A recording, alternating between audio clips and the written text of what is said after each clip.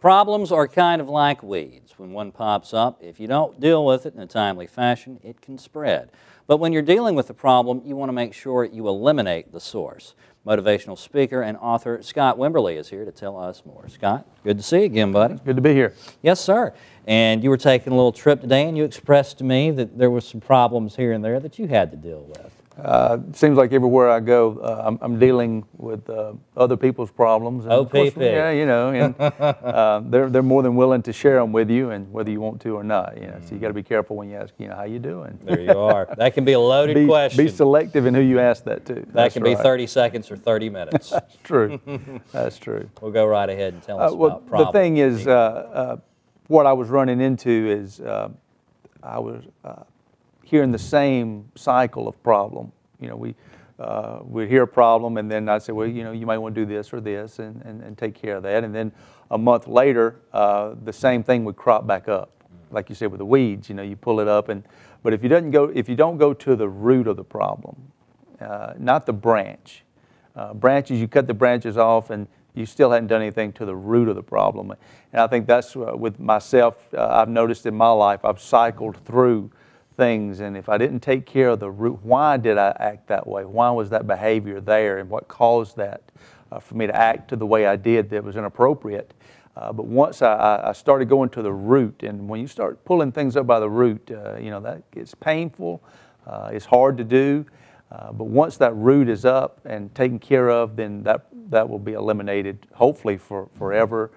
In your life, as well as the people that you're around, maybe your generational type things. That's it, game over. Game over, yeah. Problem solved, so to speak. Talk to us a little bit about how do we recognize if we're just pruning away at a problem, or if we're actually going in there and terminating it? Well, like if it comes back up, if you kind of, you know, as they say, a cycle, or go around the mountain again, you know, that type thing. But if you see if you find yourself year after year after year in the same situation, you get yourself out of debt, a year later you're in more debt than you were before, you lose 10 pounds only to gain 45, your marriage, it could be a marriage situation, things like that. But when you see the same things kind of cropping up, and it may be in different areas, but it's all going to tie back into that taproot. And you just need to ask yourself, why did I do this? And get a little bit, you know, and just keep, like an onion, you just keep peeling the layers off, layer by layer by layer, and keep finding out, why is this behavior caused that way? Was it a childhood, you know, something that was instilled in you then, you know, a self-esteem issue, or something like that? And with money in particular, that's a problem that so many people struggle with, and it can be the source of so many other problems on top of it. I hate to ask you for financial advice, but at the same time, I mean, that's not one that's, if you're having trouble with debt, and you know, maybe you're not making enough money at work, you can't really just go quit your job. Right, no, you don't want to do that. No. But usually money is not the problem. You know, the lack of money a lot of times is a problem. There you are, you know, exactly. But, is why do you know, what were you spending the money on? Were you trying to fill a void there?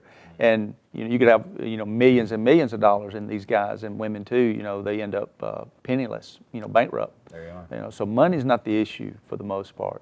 It's why are you spending that? What are you trying to satisfy? There's a desire there, a need there, or a want there that needs to be fulfilled.